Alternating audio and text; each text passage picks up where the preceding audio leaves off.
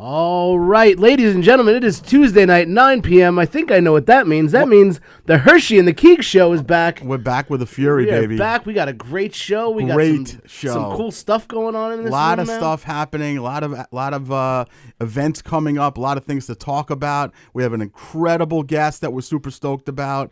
You doing good, buddy? You just said you were at Taco Bell. You feeling good? I'm doing good. I had some Taco Bell. I'm feeling great. We'll see what happens in 30 minutes. No, I know, because one of the last times that you were telling us that you went to Taco Bell, you were in the middle of a cardio infarction, a heart attack, and well, I was on my way to Taco Bell when I had that heart attack. Oh, okay. So you steamrolled right through. It wasn't after. I think Taco Bell saved my life that day. Yeah, I'm sure it but did. I literally said no one ever. Yeah.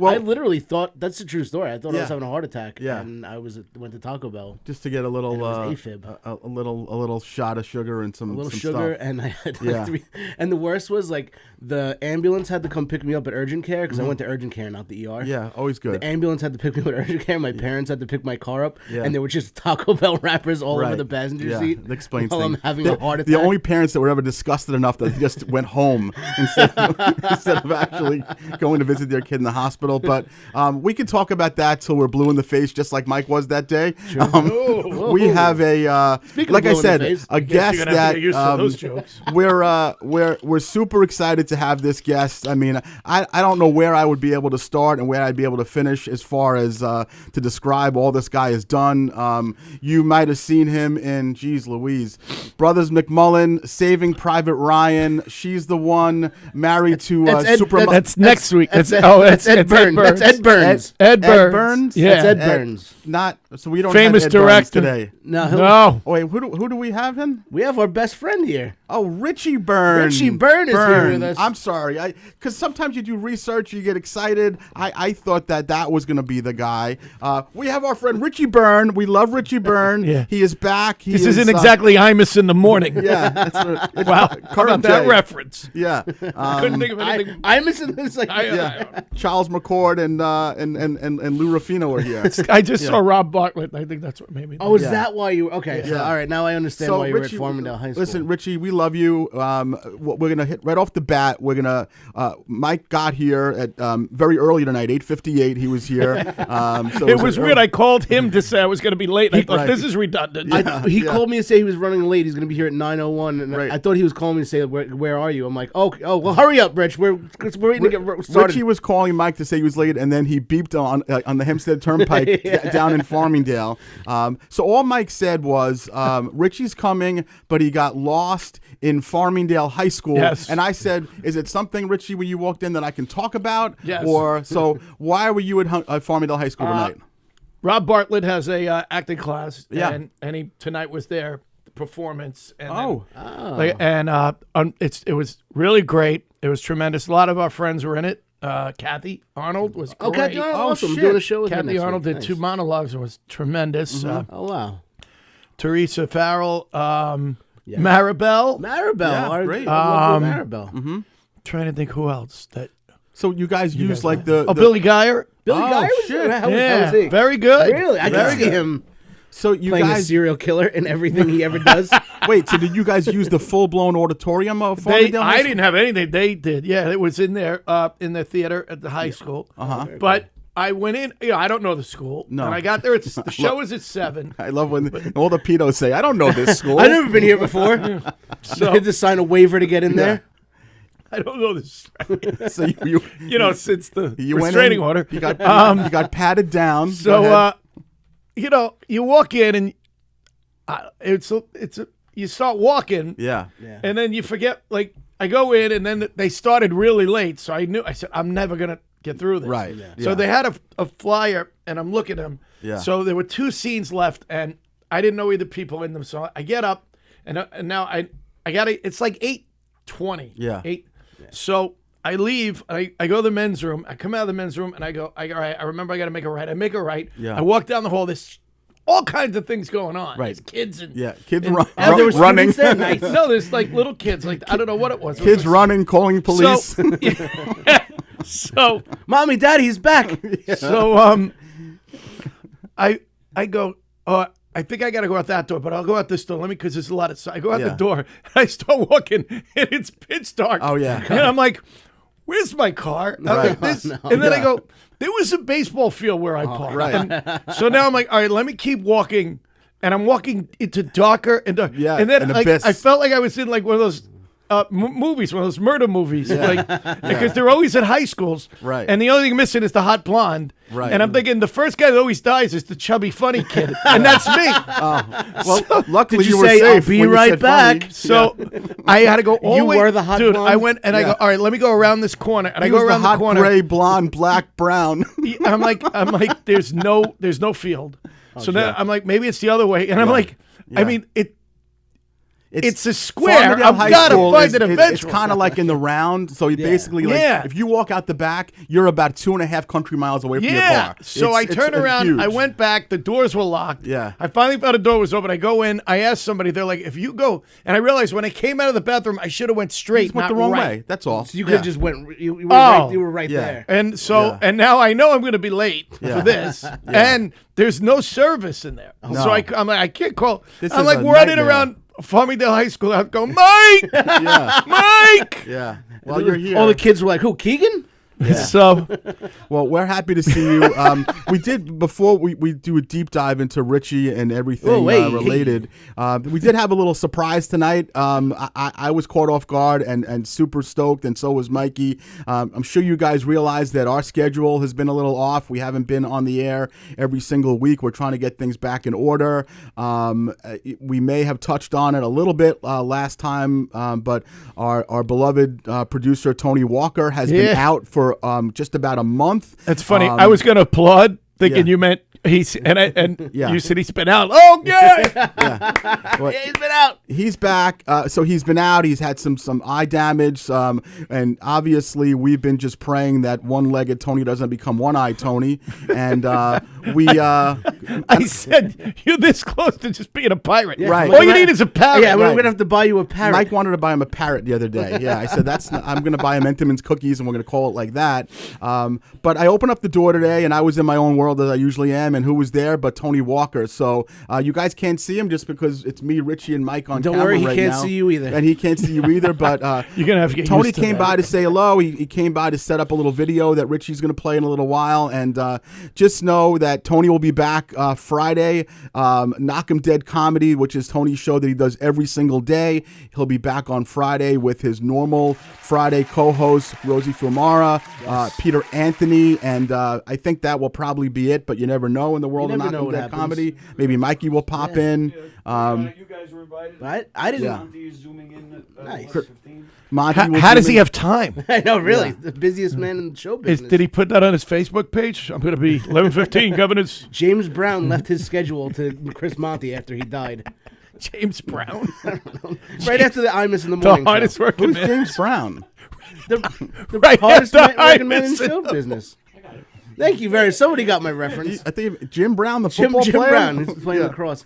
Well, But yeah, it was. I thought I saw Tony's car in the parking lot. I wasn't Yeah. sure, but I'm like, it couldn't be because I didn't. Personally, I didn't think Tony was going to make it. right. Um, At all, like not no, here, just in yeah, general. In general, Yeah. Well, it didn't Right. sound good. didn't sound is good that at what all. He had one leg up. Is that why you kept on texting me? Do you think I can get the leg? And I'm like, no, you're not getting the leg. He had one leg in the grave and one in a freezer somewhere in Huntington. Well, he's here, and so Friday's going to be his big return. But all I can tell you is Tony's been incredibly missed, and not just from the production standpoint, but we have become extremely close with Tony. We adore him. This has been rough on all of us. We have felt badly that he's not feeling well. To see him right now with his cataract Terminator glasses is encouraging. I think he's on the way back a little bit. And Tony, we love you. We're happy to see you, and all the knockers out there. Is that what you guys call those fucking freaks? The knockers, yeah. The knockers. Tony looks like he's about to play center field for the Yankees. Yeah. Steve Sachs or Right. something. I gotta put him up here. I'm just going to say one thing because Tony's going to probably get on the road in about 5 minutes. So if you're going to be heading up Jerusalem Avenue, towards Hicksville, I would say just make believe there's a funeral procession and pull right to the right because Tony's going to be coming through. Make believe. Yeah, because Tony is. Come on, Pistons. Listen. As it is, Tony is driving with a prosthetic leg normally, which makes me nervous. Now you go ahead and add in the fact that he looks like he's fucking Schwarzenegger. So we love you, Tony. We're happy to have you back. Oh, jeez. Tony walks right into the door. You Yeah. look good, though. You lost you lost a couple pounds, too? Yeah. Look at you. You look great, buddy. You look really great. good. And it's Death will do that to you. Yeah, that's right. That's right. AIDS does that, they said. That's it. God bless you, Tony Walker. We love you. That was cool. That was a nice surprise, and I've had a couple Wasn't of he rough supposed days. to be here, though, to play that video? Or is No, we he's weren't set going it to do up. that. Told me you do it. Yeah, no, we got it. We got it. because We you got said it. Richie's going to put it up? I'm like, Richie's not doing anything. So, actually, speaking of the video, and this is, again, we're Yeah, enough saying, about Tony Walker almost dying. Yeah, exactly, because that still could happen. So let's let that play see out. if he makes it to Friday.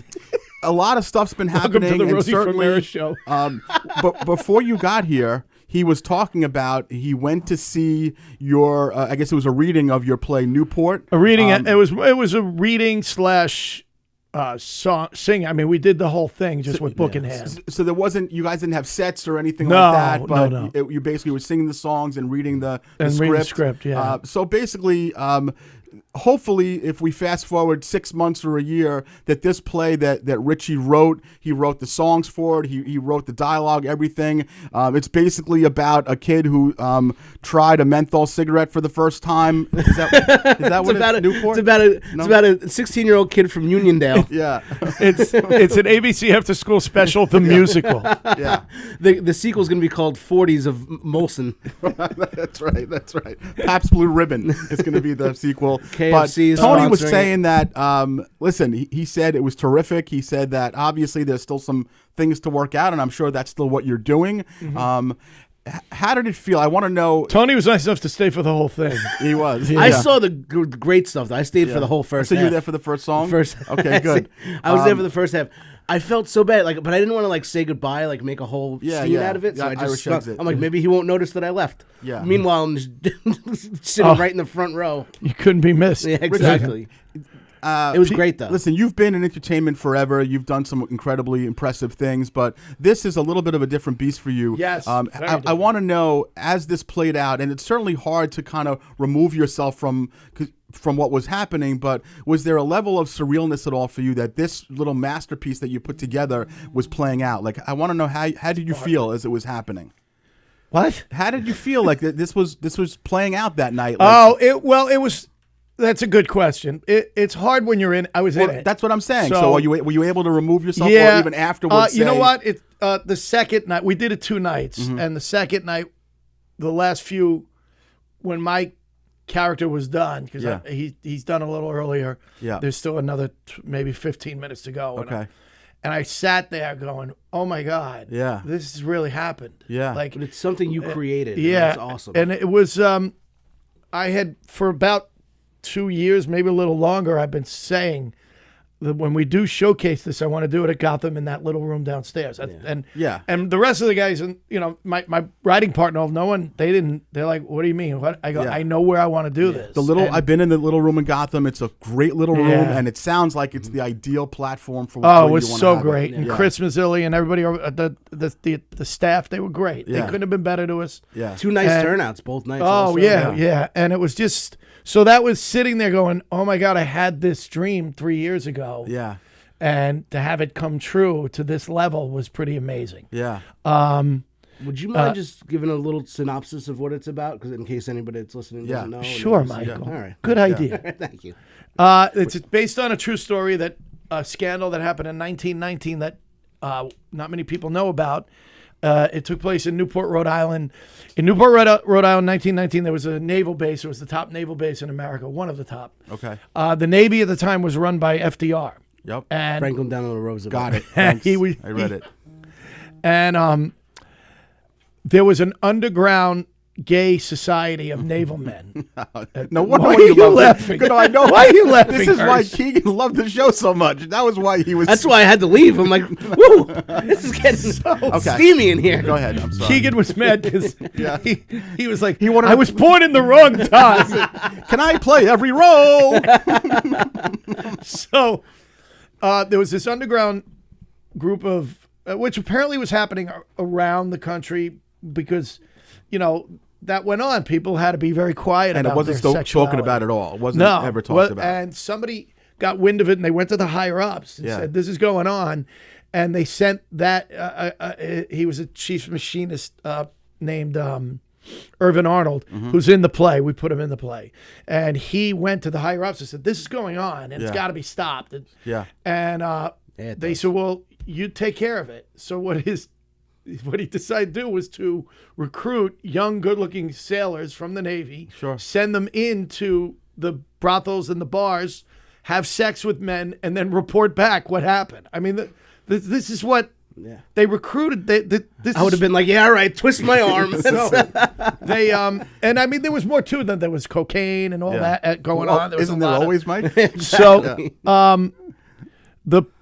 they ended up arresting like 21 sailors, and I think like 16 or 17 of them ended up in jail, in the Navy jail. And so they were court-martialed. They were court-martialed, and they didn't know what to do with them. They were, and they didn't know the scandal became way bigger. As far as, what were you going to say, Herschy? You had that look on your face. Fuck them in the ass. They don't know what to do with them. Fuck them right in the ass. I know what to do with them. So, they were in jail for over 2 years. Jesus and Christ. they didn't know what to do with them. They sent a Senate triumvirate of senators over to have this trial. But this time, when the senators were going to come in, they were the guys who worked undercover were not given leniency. They were not given not leniency. What's the word I'm looking witness for? protection or clemency or something like that. It was like anybody could go. Get in trouble now. So all of a sudden, everybody conveniently forgot what they were. Like, there were guys who got arrested who were going, "I'm going to rat on him now." So it turned into one of those. But then everybody's like, I don't know what you're talking about. I've been sitting in jail for no. And FDR was now asked to run for vice president. When what they found out, that's what I forgot to say, was that it wasn't just naval people. There were civilians involved. There was a minister involved who I played. Obviously. Shocking. And the minister, the church was like, "Yeah, this ends now. That's enough." And Roosevelt found a way to sweep this all under the rug. And no one knows about this scandal. And until 100 years later. Richie Byrne rats wrote a everybody musical. He's in the library snapping his zippy, reading about the this best way to go about this? Through song and dance.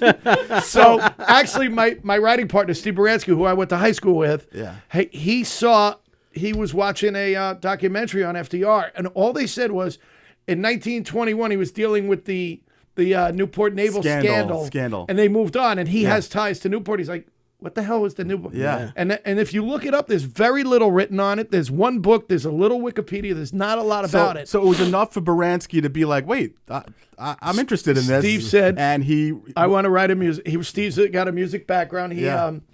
And he called me, and he and another guy had written 5 songs. That's all they had. And they said, "Can you help us get this off the ground?" And then the other guy backed out. His name was Joe Trey, and he wrote the lyrics. They had no story. They had 5 beautiful. I mean, they sent me. I will tell you, when he sent me the songs, I was like, "Yeah, all right, send me some." You know how you are with friends. I'm like, "This is gonna suck." And I listened, and every song, all 5 songs stuck in my head. I couldn't get rid of them.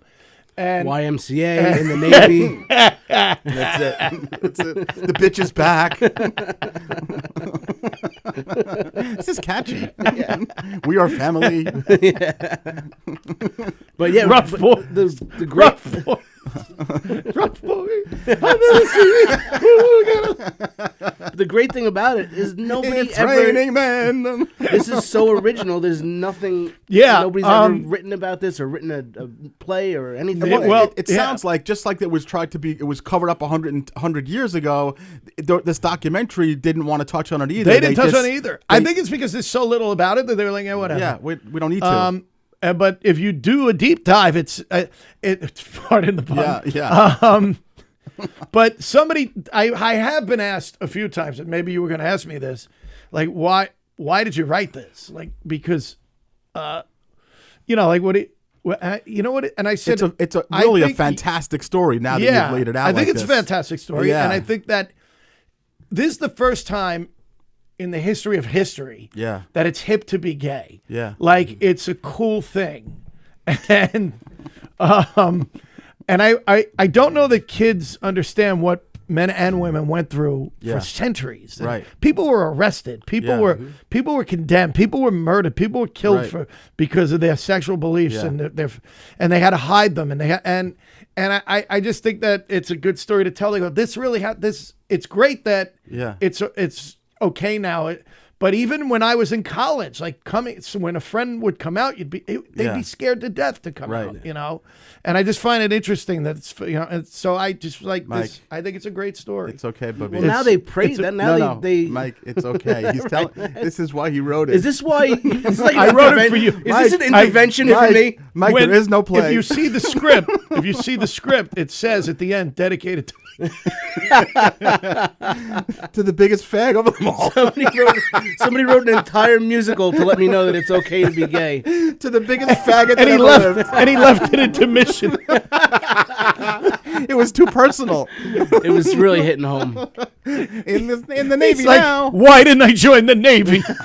All right. So without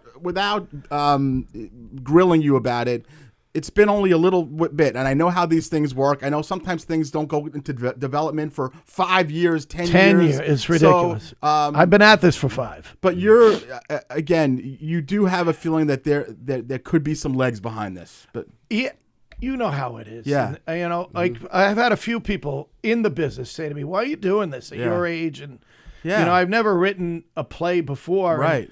And, Why not is and the I'm answer. like, well, I go 35 years ago, people were saying, "Why are you going into comedy?" Yeah. You Yeah. know, and Right. 35 years later, they're still. So saying, yeah. Same question.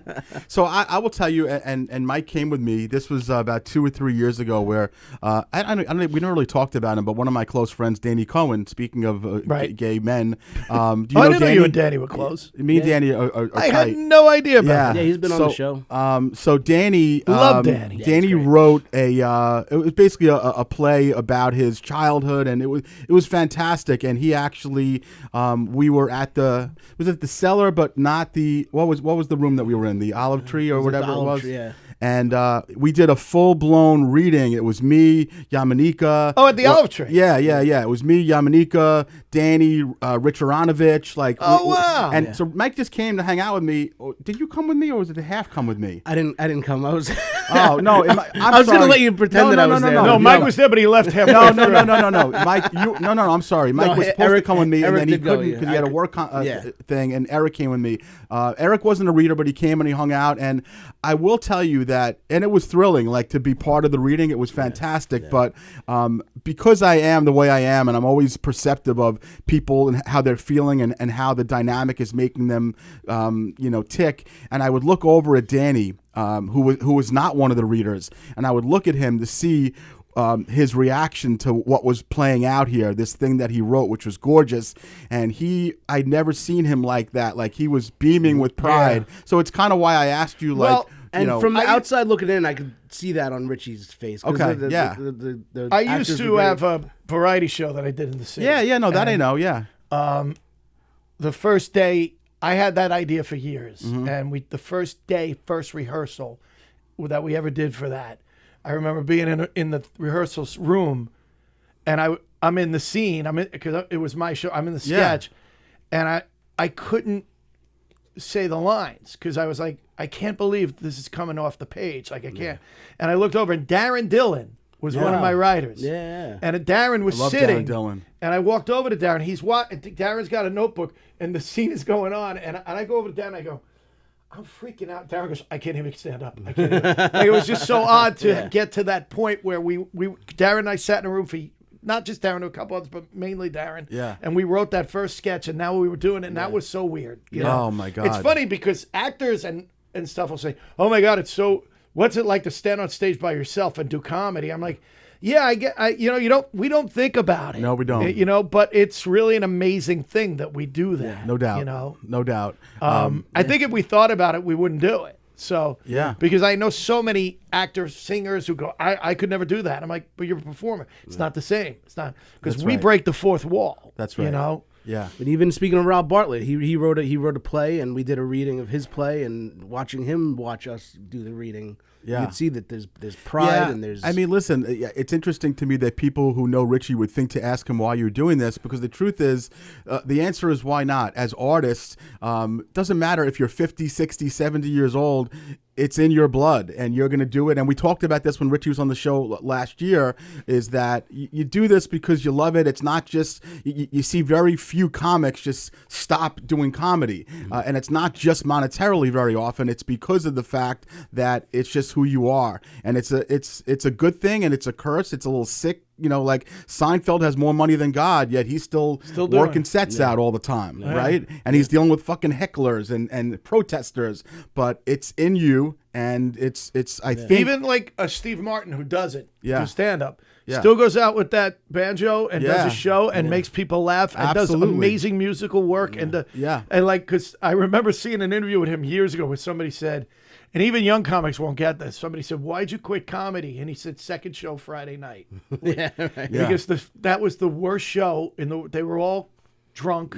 And those days are over. The cult clubs don't do that many shows anymore. Right. But It's different. But, you know, it was just. But like a Seinfeld. I mean, prior they all Carlin always considered himself a comic, not an actor. Comic, yeah. You know, absolutely.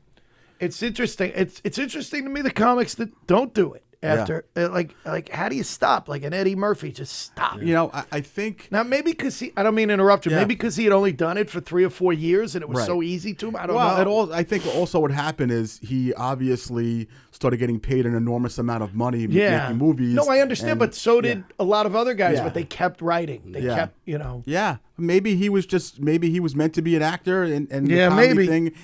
I guess it's a little shocking to us because he was so fucking good, and Raw and Delirious are still two of the greatest albums we've ever seen. So and such a talented actor. Too. I mean, I was watching 48 Hours the other day. It's one of my top 5 favorite movies of all time. 48 Hours. And it should be because it's such a. It started that whole genre, the whole buddy movie thing, really. Yeah. And Nick Nolte was incredible in the film. Eddie Murphy, incredible. The other cops were incredible. But when Nick Nolte's going to pick him up, and you hear Roxanne, someone's singing Roxanne, and I remember watching that as a kid in the movie theater and going, "That's Eddie, that's Eddie," you know. But watching it now, going, "Oh my God, this is this guy's first film. This is his introduction to movie filmdom, and it was a monster major hit. But he's not even on screen, and he's stealing the scene. He's not even on screen. That's right. His first time. He's just so generational. Everything came easy. The comedy came easy to him. That came easy. Yeah, no doubt. I'm curious, and this is something that I wanted to touch on anyway, so it's a good segue. People who don't understand, do you find that in life in general, I know Mike and I talk about this all the time, that we have a text thread that goes on between him and I and you guys, whatever, but comics are able to say things to other comics that nobody else would understand, and not just the silly, naughty, evil stuff, but the brain of a comic. Once you become a comic, you start to think differently about the way you act every single day in life. And do you still have non-entertainment friends? Do you still have a lot of people that I do? You do. I do. And are there times when you're like, I have Mike. Right. That's good. Softball. Right. But are there times when you're like, you're not going to understand this? You know what I'm saying? Where you're not going to understand what I'm going to tell you, or you're not going to understand what I'm about to do. To some degree, yeah. There's definitely, like, people say comics don't laugh at other comics. And I'm like, that's because you're not in the green room with them. That's right. That's when you laugh at other comics. Yeah.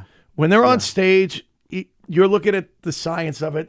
We're too busy looking at all that crap, and I know where he's going. Your friends, you've seen it before. When you're in the green room, and it's real truth. Yeah. And guys are just riffing on each other. Yeah. That's the best part of comedy. That's the greatest, you know. So it's they talk about that in the ball club, baseball clubs. Yeah. And I'm like, that's you should be with comics. Well, that's really an excellent point. And when I first started, so the clubs are a little bit different nowadays, obviously, but when I first started in 2010, I started getting stage time here at Governor's Main Room maybe 2 months after I started, which was very, very quick. And you might remember, Richie, although I don't remember seeing you around a lot at that point, so you might have been doing something where you weren't here. I was doing Dr. Oz, so I wasn't hanging around as much. So 2010. I mean the show. When I would get and the man. When I was getting stage time, and I'd walk in on a Sunday night or a Thursday night, the show would be Hirschman, and then it would be Chris Roach, Chris Monty, Joe Starr, Joey Cola, Matt Burke, Keith Anthony, and then me. So you're talking about one fucking monster after another. Yeah. And so obviously I didn't say a lot. Like, I wasn't me yet, right? And I remember one of the guys who would rib on me the most in the green room, and it really hurt me, and I would be upset by it, was Monty. Now, Monty is one of my best friends, and I guess it was maybe 6 months in or 8 months in, he came to me at the bar. I'll never forget it. He's like, dude, what's up?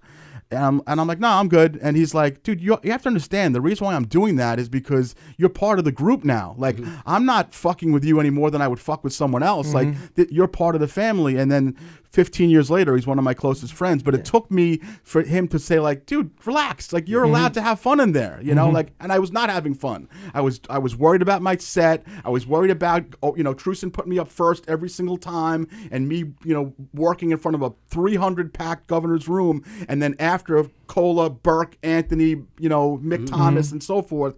But you're right. Now I go into the green room and I don't perform as much as I used to, but still, like, I definitely have a comfort level where the shit that goes on in there, or the diners, is like, I mean, when I used to start going to the diner with Bales and Walker, like, those are the best. That was the best. Like, there's nothing, I would not be able to breathe with some of that shit. And I'm sure you agree that that's when you guys are at the bar or whatever it is that you guys do, or make every love. so often. Yeah. One of my favorite nights was when Haft had that party. Oh yeah! Oh my God! When it was just me, you, Haft, Console. When Haft had that party, Yeah. Bales and Walker. I get in the car and they all have liquor, and I'm like, I didn't bring anything. And somebody, was it you, goes, well, you can have one of my wines or something. Yeah, bro. Two bottles of wine to give to Haft. And I walk in the door. Yeah. Before I get in the door, the other three comes like, Richie didn't buy that. Keegan gave it to him. I'm like, well, what was the point of this? Right. What was the point? That was the point to Embarrass me, demolish you. It wasn't bad enough that you didn't think to buy me anything. Well, you took somebody else's gift, you loser. I think that the most special part about that night, if you remember, it was like the first coming out of COVID. I think it was right around COVID, and we had not seen probably anybody. Yeah. So the fact that we were sitting outside eating half steaks and smoking cigars, and you taking my cigars and drinks, and we had like a total blast. So I don't ever want to speak, it's not disparagingly. What's the word? Disparagingly. Yeah. But the relationship that you have with comics is it's always going to be different than with civilians. It just, there's no way to describe it, and it changes the way you think and the way you act. And like Richie said something today. I don't know. We were in the text. We were in the group text for our group with Haft and Rosie and you and me. And I had said something, and Richie just wrote, well, we don't need you. and like, that's not the kind of thing that would ever be said in a regular civilian type of group somebody thread. would be like, why would they ever say that? I have to be careful, and I'm not, and I'm getting better at it, when I'm in a meeting for my play. Yeah. Because not comics always. Everybody's serious. Like, they're serious and I'm making comments, and they don't know what, Yeah. Same thing in my acting class. Like, I'll make jokes that, and you see, and they're all young kids who are like, oh, that guy's such a oh, dick. what? And I'm like, I go, no, it means I love you if I say this. Like, you got to watch yourself. No, listen, man, I had to learn that. Like, there's no question about it. And especially if it's I was already 30-something at the time, but you're dealing with 20-something-year-old kids who probably have never been razzed There's one like girl that. in my class. She's about 23, 24. And I kill her. Yeah. And one day I went up to her, I go, I love you. And she goes, if you don't do that, I'm going to be so upset. And she got it. She got it. She goes to Farmingdale High School. Yeah, that's good. Yeah. I love you. What was that? Oh, okay. So this is something that I read. Again, we do this all the time where I'll be on social media, usually Facebook, and something that Keegan writes on a random wacky page pops up on my, like someone will comment on something, and I could never tell this to other people, like, just because, like, I could never text, like, the same story, but there was a story that showed up by TMZ that that Peter Falk's daughter committed suicide the other day. Yes. And the first comment on it was, Mike Keegan, that sounds like a case for Columbo. And and it's just like it's just, and of course I laugh and I'm like, what a horrible human there's being. like hundreds of people in that thread that are like, what is this guy's problem? That's And not. they don't That's Yeah. funny because I thought you were going to say something else the other day, and I can't believe you didn't. What? Do you know what I'm talking about? Which one was The that? other day, there was like those sites. It's like a comedy site that I guess I joined. Yeah. I don't even Thanks to remember. Mike, I'm sure. And Yeah. it maybe, but no, Yeah. because it said, name a comic who had a special that you really hated, and everybody's naming. Oh, Mike, things. yeah. And I wrote, Mike Keegan has a special that's awful. Yeah. And then, and I'm like, none of these people. But I was like, it's Yeah. got to go to him. But then it popped up and said to me, Mike Keegan doesn't belong to this group. We're going to invite him. Yeah. So Yeah. So I accept an invite to people disparaging me. Well, the funny thing is that question. There's a question that shows up a lot of times. Like, how like there's people that make these posts so they can get like follows and stuff like that. And the question is always, name a comic that you find unfunny. And Mike tags me every single time in the post. It's always Mark David, and I'm like, fuck all the time. Today there was one that was it was a news article. It was at the Met Gala or something. Yeah. It was the world's first black transgender cerebral palsy something recipient at this thing. Uh-huh. And I go, wasn't that Kevin Downey Jr.? And I tagged him in it, and people are like, what is Yeah. your problem? Well- Like I did one. There's this woman that I follow on Facebook, and she's a fisherman, and she does spear fishing. Every time she spearfishes, I comment, "Does that hurt the fish?" And people go nuts on me. They're like, "Are you some kind of an idiot? The Yeah. fish doesn't feel the pain; it dies right away." That's amazing. And these are just for me. Like I don't. Well, me, you, and Downey will tag each other, and it's very often non-reacted by anyone else because it's such horrific, awful stuff. But Downey could laugh at himself. there should be a social media just for comics. Yeah. Yeah. Because that would be amazing. It would Yeah. be amazing. Yeah, that's actually a good idea. Yeah. but Speaking- 90% of the comics wouldn't be able to handle it. 'Cause That's they're so right. Yeah. touchy. Soft. Speaking of good ideas, only because we're having such a great fucking show, but we're already like 45 minutes in. We are 16 days away from a creation that Mike Keegan, with Michael Paris from OAR. We are. Oh, geez, we haven't even talked about it. Yeah, Wow. yeah. I So know, and right? we're going to talk about it. I want to talk about the people on the show, and I'll be doing it again next week. But the show is basically called Percussion and Punchlines. We're at the Brokerage Comedy Club on Thursday, May 21st. It is me. It is Richie Byrne, Mike Keegan, Eric Haft, Rosie Fiumara, and Michael Paris, who has been on our show now twice. He is an amazing Musician. percussionist and singer, and he's just outstanding. And we're starting to get really excited for this, and people the tickets are starting to roll. But I haven't really said this to you, but I love what you've done with this. I love who you wanted. You wanted your people. You wanted me, Eric, Richie, Rosie, Michael, who you're obsessed with. And Obviously, Michael, because I'm a OAR fanboy, guy, and he's but gonna have a restraining it's- order against me. listen- but these are my best friends. Yeah. and two of them are friggin' amazing musicians. Yeah. you know. Chris Yeah. Roach is really hurt right now. So we actually have a little pre-production meeting on Monday that we're going to be doing, and obviously if you guys are listening, and there's a lot of you who are going to be usually the next day, but govs.com, you want to go ahead and buy tickets for that. Listen, we have we'll just kind of go through it. Obviously, Eric Haft.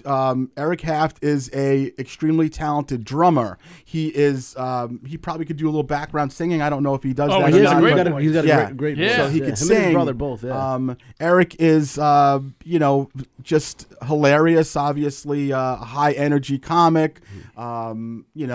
Basically, There's a musical called Newport that was written about him, I believe. Newport. Yeah. Yeah. But so Eric Haft, obviously father of 3 beautiful kids, and Elizabeth, his wife, and he's a business owner. But when it comes down to it next Thursday, I mean, he's a classically trained drummer. He's phenomenal. He's a killer drummer, killer comic, and he's gonna be great.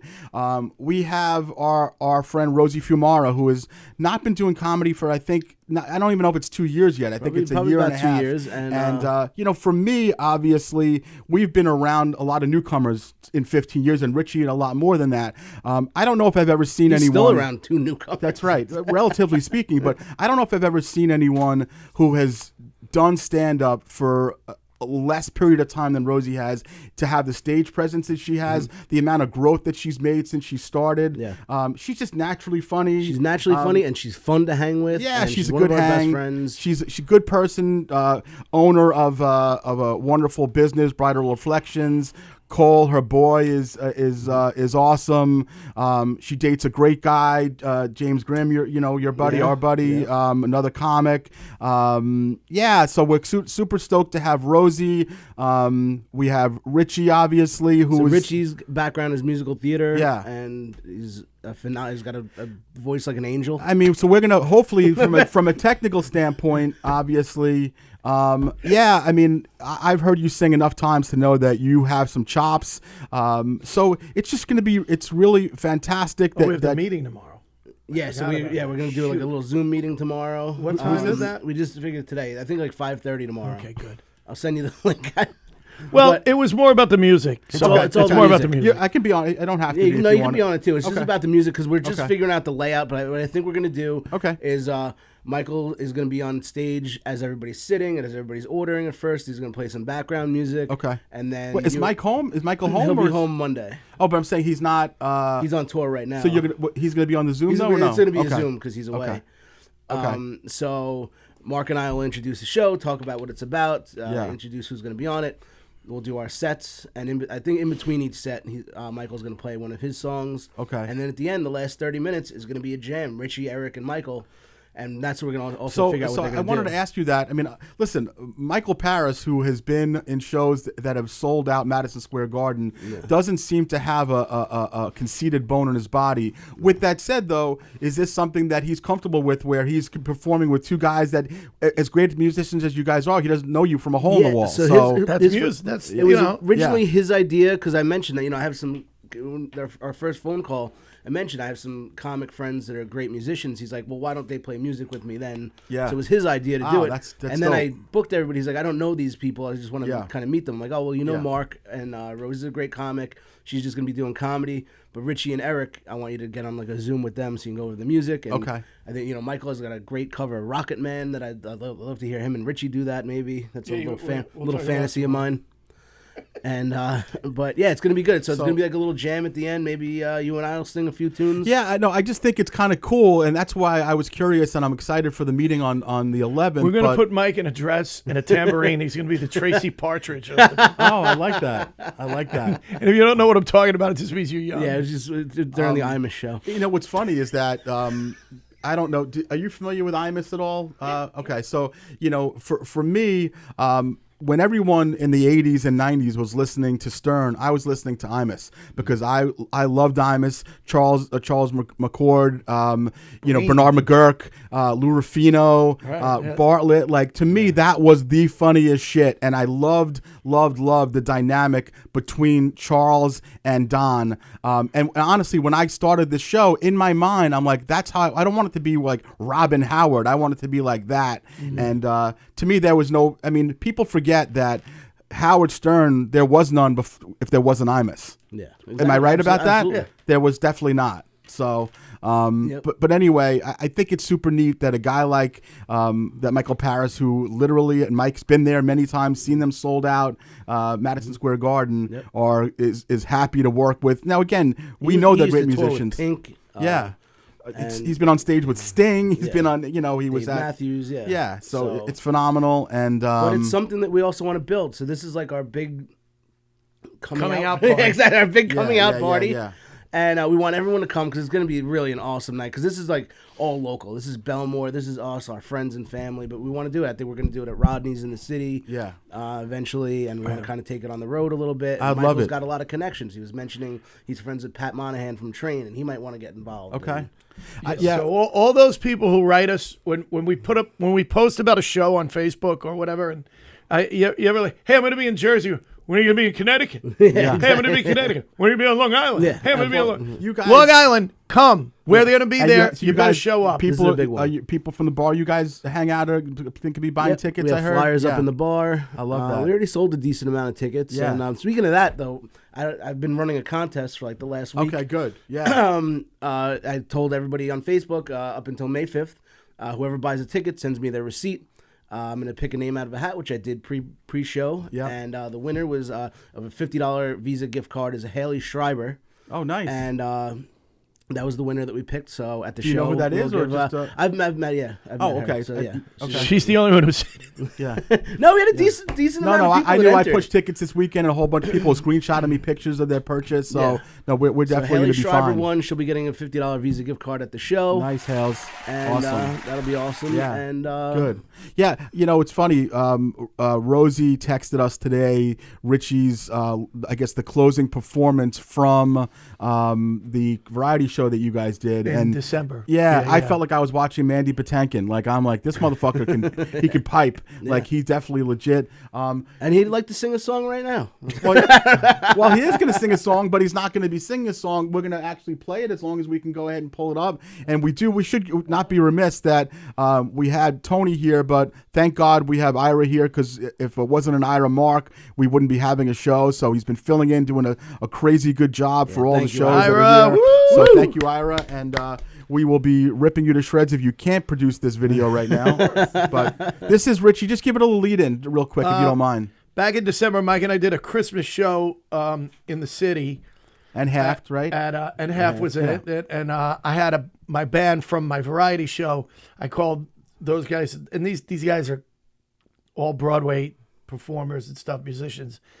Stephen and Robin Morris, who are just tremendous. They have their own band. And they brought in keyboard and a drummer, and they were the backing band, and we did stand-up. Roach was a guest. Mm-hmm. Hafty, we did 2 sketches, and Half was in the sketches. He was hysterical. My friend Janine Lamanna, who I went to college with, who was a Broadway star, came out and sang and blew the room away. Jeez Louise. And then I talked about the play Yeah. and how we were going to be doing it at Gotham, and my writing partner was there, and he got up and played piano, and I sang a song from the show. Okay. And Rosie videotaped part of it. I didn't know that. So the name of this song is Trinity. Trinity. Okay.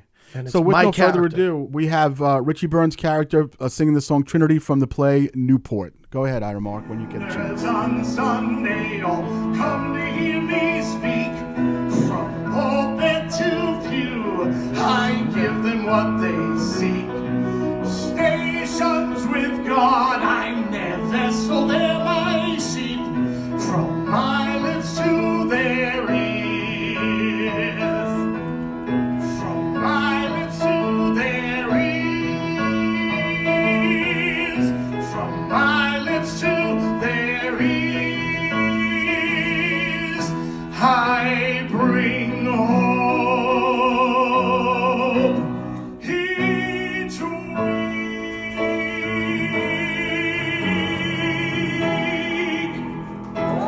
God damn. Is that Pavarotti? What the?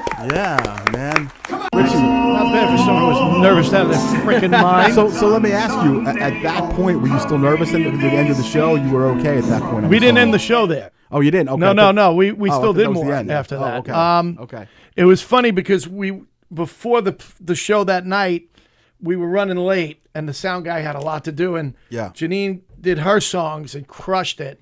And then I wanted to just rehearse real quick, and I got up, and we were really running late. And I was like so uptight, and my mouth went completely dry. Dry.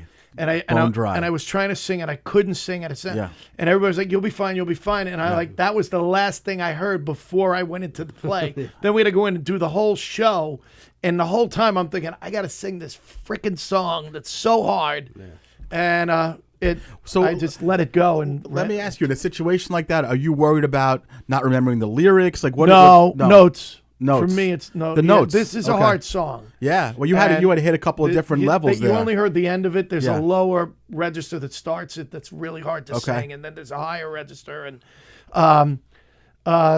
So yeah, notes are that's always your thing. Don't crack. Yeah. Please God, don't let me crack. Don't let Right. me, you know. But you took And then- a chance there with that song. If it was different levels of octaves, I mean, you took a shot, right? It's a hard song. It's Yeah. probably the hardest. Might be the hardest song in the show. Yeah. And I love it. I love the song. I think it's a great song. Oh, it's beautiful. Sure. And yes, From but my lips to their, yeah. I find it funny because auditioning.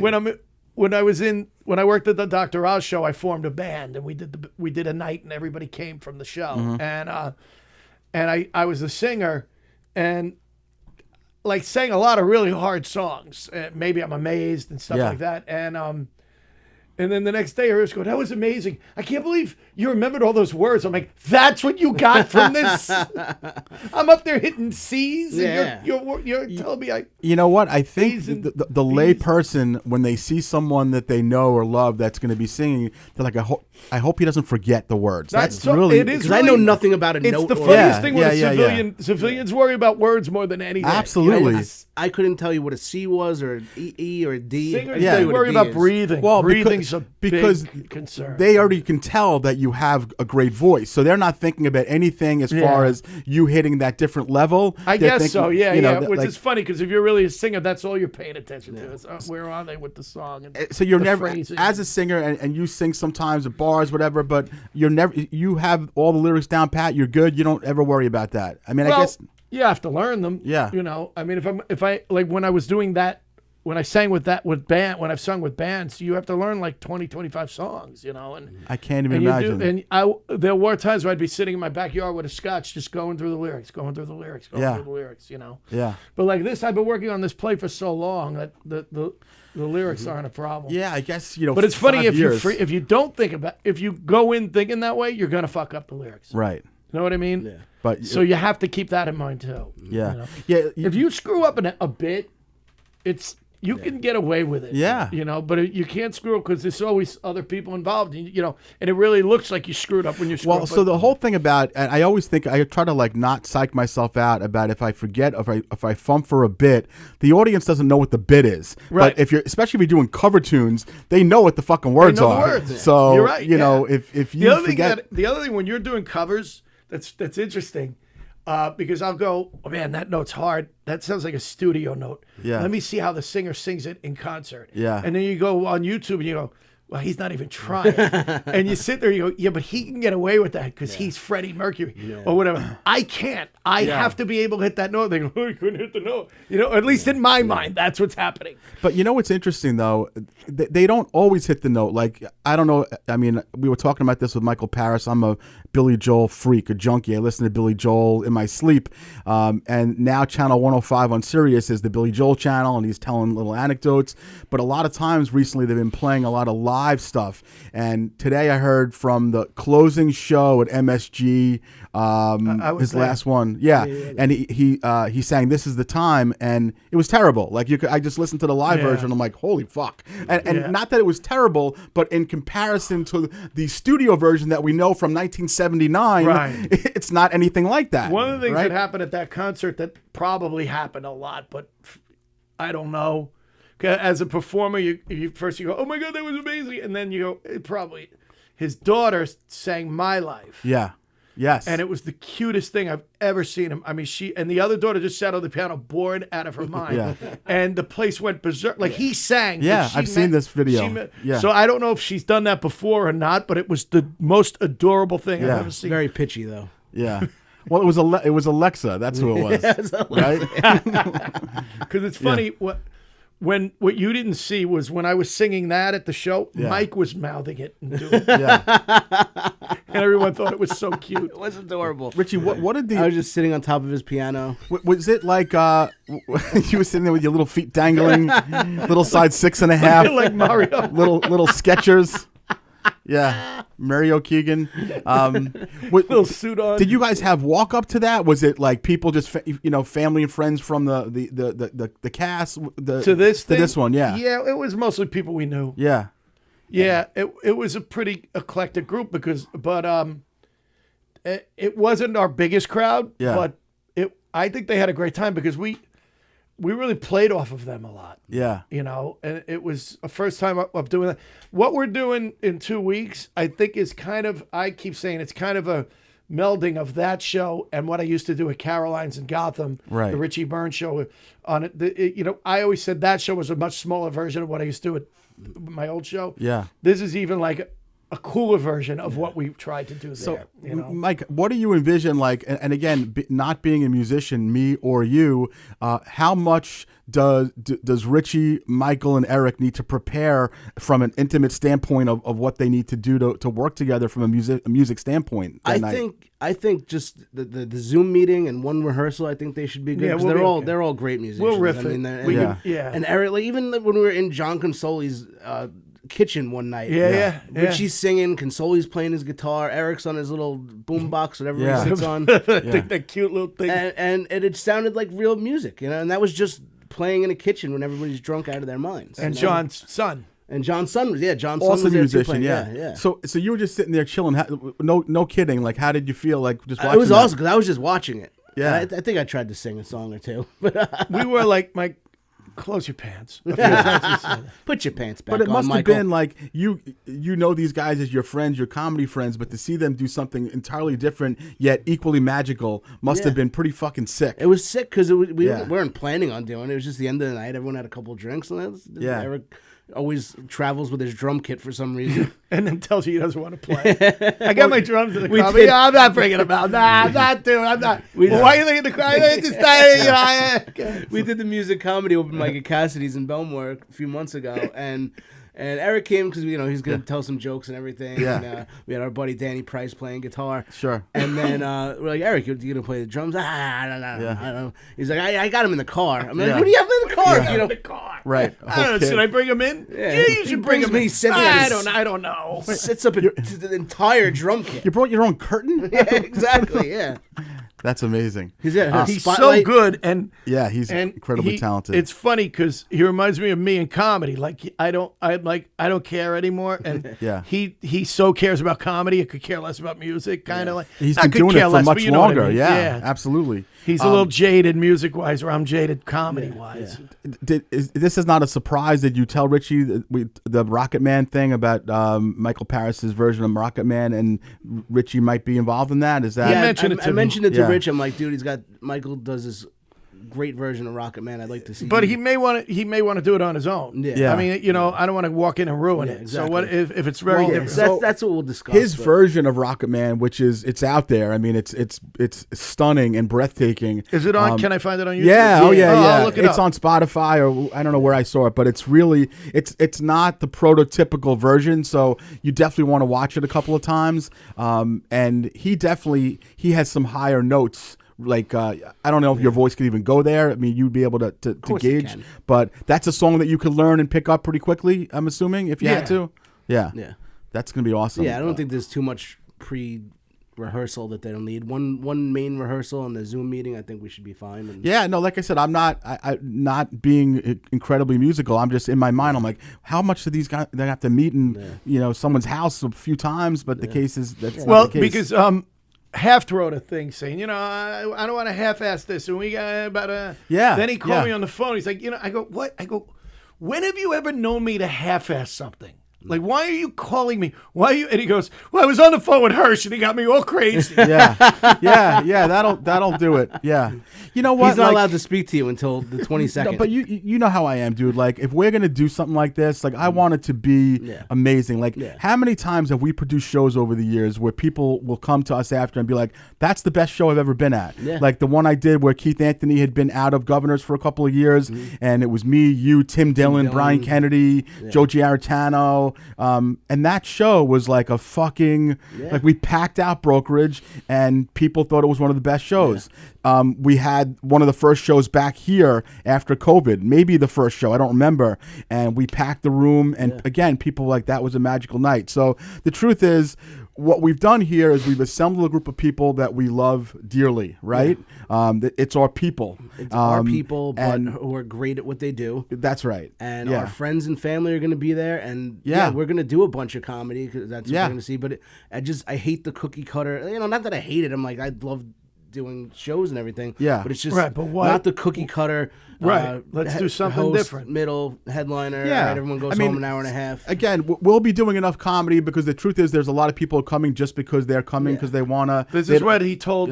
This is why Hafty got all screwed. Yeah, no, it's He true. called Hafty and told. I go. Hirsch is lucky he's on the show. Yeah. Except I'll be selling most of the tickets, I so said you're the lucky only too. reason Hirsch's on the show is he sold tickets. Yeah, that's right. And it's going to be. Keep it up. You'll be in the dress with the tambourine. I don't mind. Yeah, I would do it. that would be awesome. It's going to be great. So, all right, we're at 10:05. We want to be respectful of Ira's time. We thank you very much, Ira. Shout out to Frankie L. Hey, Frankie L. Who is Frankie? Frankie L? Lucano. Oh, Frankie. Who will be at the show on the 21st. And knowing Frank, who's certainly our biggest supporter, just from our family standpoint, but just we already know he bought tickets. He's going to be out there, so we're super stoked to see him. govs.com, Thursday, May 21st. Make sure that you click the link for percussions and what is it called again? Punchlines and Percussions. Punchlines and percussions at the brokerage. You can't come. Anything else? It's called Hirsch isn't on the show. That's right. That's right. Anything else from out of town coming up for you? What are you guys going? texted me. Yeah, we did. I'm watching. We have our tickets. Yeah, I love it. Love you, Frankie. So that's the big promotion right now, Mikey. Anything else? That's all I really want to push right now. It's Okay. just I want everybody to come to the brokerage May 21st. Yeah. Punchlines and Percussions. Can I push something? Yeah. Please. Thursday night, I'm doing a Butera gig that No, apparently got canceled. not promoting that at all. He called me. Yeah. The show got canceled. I go, oh, you mean like the last one that went on, but you headlined? No. So yeah, we're just super excited about this. You're gonna find out it wasn't canceled. Next Tuesday in the middle of this, we have a show that Mike and I are pretty excited about. It's gonna be me, Mikey, and our boy Terry McNeely. We had a lot of fun a couple of months ago where we did a show that we were shitting on Alec Baldwin, and some of the reels got 50,000 views. So we hit it hard, and we're doing it again with Jimmy Kimmel. We're gonna rip Jimmy Kimmel a new asshole on Tuesday because he deserves it. Because he's done some pretty fucking rotten shit, and we're gonna go at him and have some fun on Tuesday. I didn't know this was a liberal show. Yeah. It's definitely, and it's not the about liberal darling Terry you know McNeely. what? But here's the thing, though. What we did with the Baldwin show, it wasn't a political thing at all. It's just about being right. And the truth is, what Jimmy Kimmel did the other night, and what he's done a couple other times in recent time, He's a propagandist now. He's a propaganda. He's a hypocrite. He's a fraud. And we're gonna rip him a new asshole. Yeah. So tune in. He might even next, come in. He might be here Tuesday, May 12th, and again. Can I just promote? I'm going to be on Kimmel. Yeah. You know what I love? You know Al Lubell, right? Have you seen what he's been doing? Oh yeah. In December, he's a genius. In 2024, He's just a genius. he got approved to be on Colbert. And he's been outside of the Colbert every day with a picket sign saying, "I was approved to be on." So what happened, though? Why didn't he get this? I don't know why he never got the spot. Are you serious? But he's been outside of Ed Sullivan Theater every day with a picket sign. That's amazing. Said late show before it's too late because they have only a couple more weeks left. Yeah. So Al Lubell's out there every single day saying, I got approved sure on the show. Yeah, it's amazing. I'm sure he's a get that. genius. Yeah, absolutely. Okay, with no further ado, thank you guys all. Sorry that we've been a little bit intermittent, but right now we have a show planned for this week. Obviously, next Tony. week, the week after. So we're going to be rolling from here on in. It looks like Tony's going to be back. Tony, no, he's One leg, one eye Tony, but he'll be back. Most of soon. Tony Walker will be back. But in the interim, we have Ira. He's been killing it, and thank you guys. Tony we love Waugh. you. And we will. Tony Waugh. We will see you guys next week. We love you. Thank you God very bless. much. Peace. Welcome Hold on, to boys. Hershey and the Keegs